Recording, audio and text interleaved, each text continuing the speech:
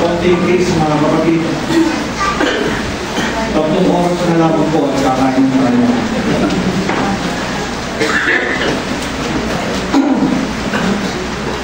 Ang 7 huling wika ng ating Panginoon. Kung ating pong isipin mga kapatid, gaano po kahirap na magsalita ng 7 wika o 7 kataga, 7 pangungusap habang ikaw ay nakapako. Napakahirap mo mga kapatid. Kung tayo ay nasa kalagayan ng ating Panginoon, sa tingin po ba natin makapagsasalita po tayo mga kapatid habang nakapako tayo sa krus? Napakasakit mo mga kapatid. Baka hindi mo maibukaan yung bibig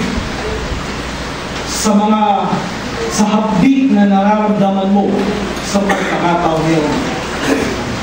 Ganun po kahirap ang pagsasalita habang ikaw ay nakapako sa krus. Sa karamihan ng mga tao, ang 7 huling wika ng ating Panginoon ay walang kabuluhan. Sapagat ito'y hindi nila nauunawaan. Walang kabuluhan at baliwala sa kanila. Pero anong sabi ng talata? Sabi ni San Pablo, sapagkat ang salita ng krus ay kamangmangan sa kanila na nangapapahamak. Ngunit ito'y kapangyarihan ng Diyos sa ating nanaliligtas. Ang salita ng krus, kapangyarihan ng Diyos. Ito'y kapangyarihan para maligtas ang bawat taong uunawa, sasampalataya at gaganap nito mga kapatid. Kaya mga kapatid, huwag nating baliwalain ang pag-aaral ng 7 wika, sapagat ito'y bahagi ng pag-alaala sa banal na katawan at dugo ng ating Panginoon. Ang salita ng krus may kapangyarihang taglay na kung ito'y sasampalatayanan mo, kung ito'y gaganapin mo, maliligtas ang iyong kaluluwa pagdating ng araw. Kabilang po sa mga wika na yon ang ika-6 na wika. Ano po ang ika-6 na wika? Naganap na. Sa ibang salita, natapos na. Sa ibang salita, it is finished. Yung katagang naganap na, ginagamit lamang ito pagka meron kang ginagawa, natapos na. At pagka natapos na yung anumang bagay na ginagawa mo, pwede mong sabihin sa dadawali, naganap na o natapos na. Ibig sabihin, may nais ipahayag ang ating Panginoon na meron siyang dakilang gampaning na isanwa.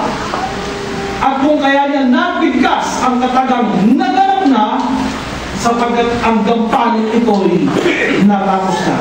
Ano po yun mga kapatid? Kung babasahin ko natin sa San Juan, at ayon sa usang ibinigay sa akin ng Ama, ay gayon din ang aking ginagawa. Ayon sa kautusan na ibinigay ng aking Ama, yun ang ginawa ng ating Panginoon. At ito'y matagumpay na natapos at naganap ng ating Panginoon sa Kristo bago siya nagagutan ng kanya. Ano po ba yung kausang ibinigay sa kanya at ginampanan niya nang siya'y nagtatawang-tao, mga kapatid? Sabi po sa sulat kay Tito, na siyang nagbigay ng kanyang sarili dahil sa atin upang tayo'y matubos niya sa lahat ng mga kasamaan at malinis niya sa kanyang sarili ang bayang masikap sa mabubuting gawa. Ano yung ibinigay na utos? Yung ibigay ang kanyang sarili. Ang utos ng Diyos, ang Ama, ibigay ang sarili upang matubos ang mga tao sa kasalanan. At ang utos na siya, ang utos na yun, ipinasya niya, minagaling niya sa kanya din. Kaya nga yung utos na ginampanan ng ating Panginoon sa Kristo, ibigay ang sarili. Paano ibibigay? Ipako sa krus. Pagbuhos ng dugo. Managot ng hininga. Bakit? Upang matubos ang lahat ng mga taong sasampalataya at malinis sa lahat ng mga gawang kasalanan. Yun po yung dakilang gampaning ginanap ng ating Panginoon. At nung nalagot ang kanyang hininga, natapos at naganap. Kaya nga nagbinigas yung salitang naganap na. Natapos na ang dakilang gampanin. Natupad na ang kanyang misyon na tubusin ang mga tao. Yung kaligtasan na alaga, ipinagkaloob na sa sanlibutan. Para kanino? Sa lahat ng mga tao, sasampalataya. Yun po yung dakilang gampaning natapos ng ating Panginoon sa Kristo. Naging madali mo ba? Hindi mo naging madali. Ayon sa nasusulat, ang sabi, ipinagtaon ng ibinalita ng Diyos na ang Kristo ay magbabata. Hindi po ganun kadali ginanap o ginampanan, tinapos ng ating Panginoon sa Kristo ang kanyang misyon. Naging mahirap. Paano naging mahirap? Nagpasa ng krus, nagbata, inalatura, binugbog, sinuntok, sinampal, dinuraan ng mga tao sa panahon niyo, ipinapos sa krus. Eh gano'n kahirap doon? Magpasa ka lamang ng krus at ipako sa krus para lamang magampanan at matapos ang kanyang misyon. Ibig sabihin mga kapatid, hindi po naging madali ang pagsasagawa ng kanyang gampanin sapagkat tunay na nagbaka ang ating Panginoon. Anong nais ipaunawa sa atin ng ika-anim na wika bilang mga anak niya? Anong nais ipaunawa? Sa unang buwan, ang sabi, at ito ang kanyang utos na manampalataya tayo sa pangalan ng kanyang anak na Yesu Kristo at tayo'y mga ibigan ayon sa ibigay niyang utos sa atin. Ano ibig paunawa? May utos din na ipinagkaloob sa bawat isa sa atin, mga kapatid. May utos na tulad ng ating Panginoong Kristo, binigyan ng kautusan upang gampanan sa bawat isa sa atin. May utos na ipinagkaloob ang Diyos. Manampalataya, mga ibigan, at ganapin ang kanyang kalooban. Yun po ang utos. Kung bakit nandito tayo mga kapatid, nagkakaunawaan tayo. Ang bawat isa sa atin, may utos na ipinagkaloob ng Diyos.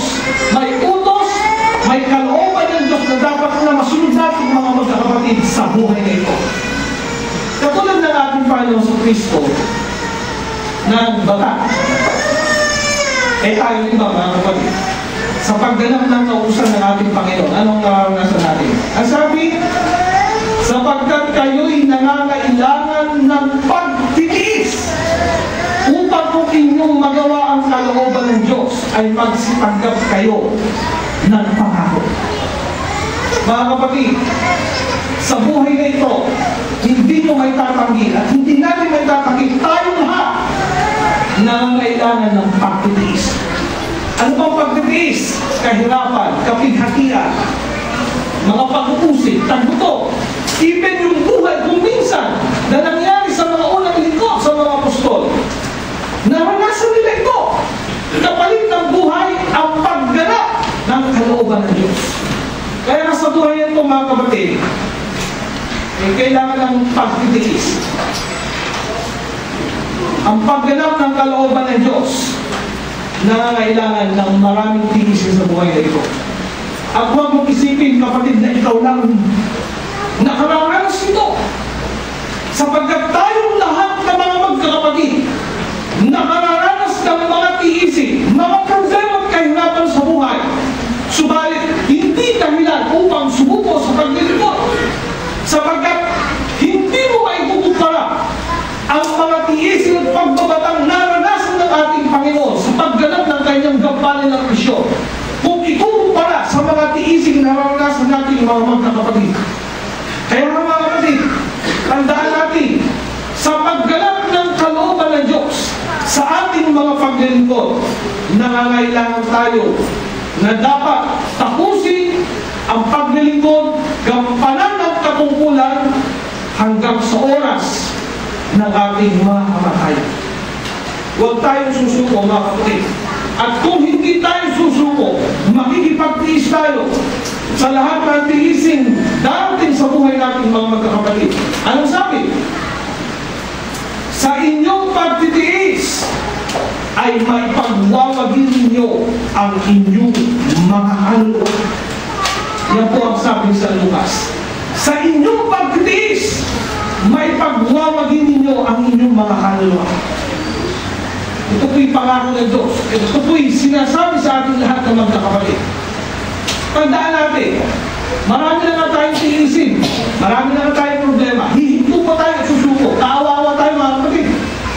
Sa dinami-dami ng ating mga problema, pagdating pa ng huling araw, sa kabilang buhay, ganun pa rin kung impyerno ang ating pupuntahan. Kaya magpakatalino tayo mga magkakapatid. Huwag tayong susuko sa ating pagtitiis. Ang magtitiis hanggang sa wakas, siyang maliligtas. Kaya nga mga kapatid, kung gusto nyo magwagi, katulad ng pagtatagumpay na ginawa, naranasan ng ating Panginoon Kristo, nang maganap niya yung dakilang misyon, nagtagumpay siya. Ganon din ang mangyayari sa atin kung hanggang sa uling sandali ng ating mga hirang na buhay, magtitiis tayo. Tiyak ang ating pagtatagumpay. Kaya nga, kung makipagtitiis tayo, masasabi rin natin ang sinabi sa Pablo. Ang sabi, sapagkat ako'y inialay na at ang panahon ng aking pagpanaw ay dumating na, nakipagbaka ko ng mabuting pakikipagbaka, natapos ko na ang aking takbo, iningatan ko ang pananampalataya. Buhat ngayon ay natataan sa akin ang putong ng katwiran na ibibigay sa akin ng Panginoon na tapat na hukom sa araw na iyon. At hindi lamang sa akin ang wika ni San Pablo, kundi sa lahat din naman ng mga naghahangad sa kanyang pagpapakita.